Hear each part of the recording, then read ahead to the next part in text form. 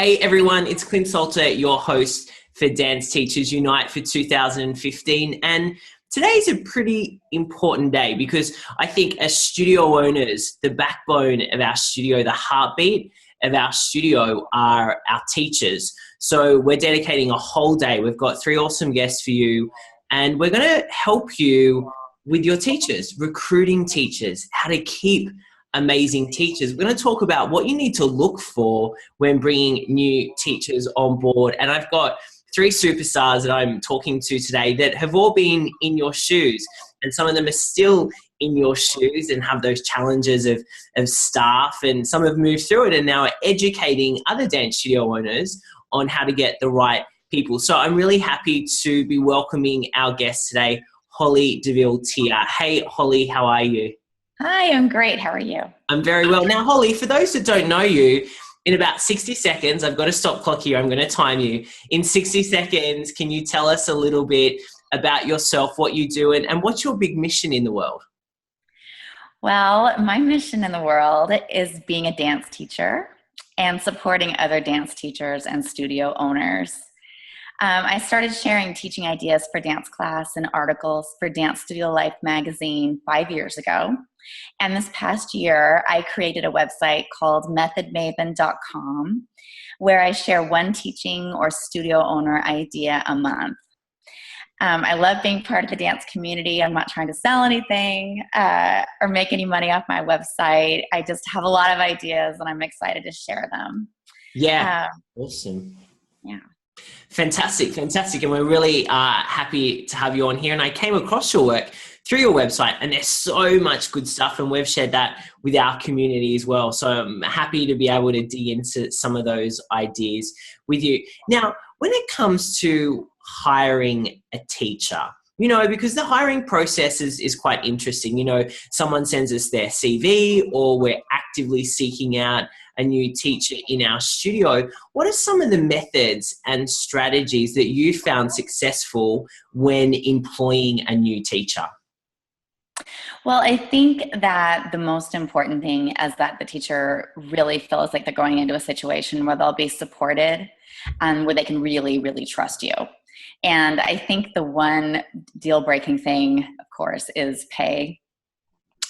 They need to be paid, feel like they're going to always be paid on time.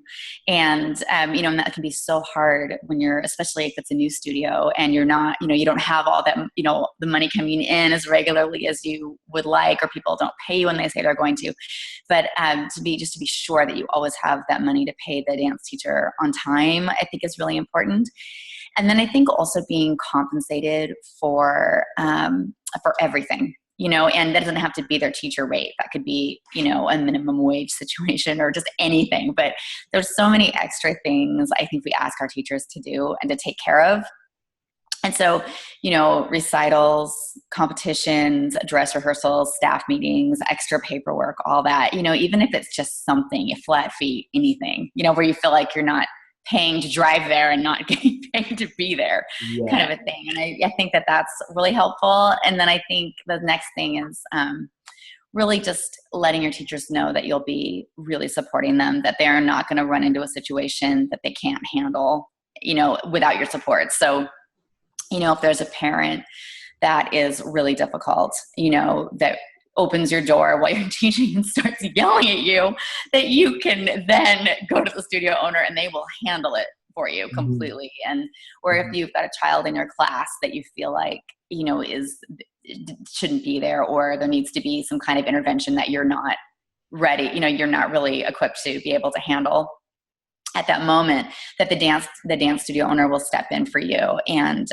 make you feel supported. And I think that those 2 things are huge. And then I also think that really letting your dance teachers know that they're appreciated is huge. And it's so easy. It's just so easy. You can send them a text, hey, caught the end of your routine. I think it looks great. That just means so much. And it's the littlest thing. And it's just, a second of your time. But it can make the teacher just feel wonderful. And, we're all artists. And so having somebody say something about our work that, acknowledge something that we've done that is good means a lot. So I think that those are the biggest things. I think that's really interesting. I tell a story. I don't think I've told it yet on the summit, but I remember when I was teaching for a studio owner and she came into one of my classes and watched like the last 10 minutes. I was teaching a routine to telephone by Lady Gaga. And she watched so it was a couple of years ago, it was the last 10 minutes of the class, and she watched and she came up to me at the end. And I thought, wow, this is a beautiful way to give appreciation. And she's like, I loved how you did that and you did that. She was really specific. I loved that part of the routine. And did you see, Sarah's face light up when you taught that bit and you talked to her? That was a great way of, communicating to her. So really paid a lot of attention. And I had been teaching for, 10 years. And I still remember that moment when, and nothing can replace that.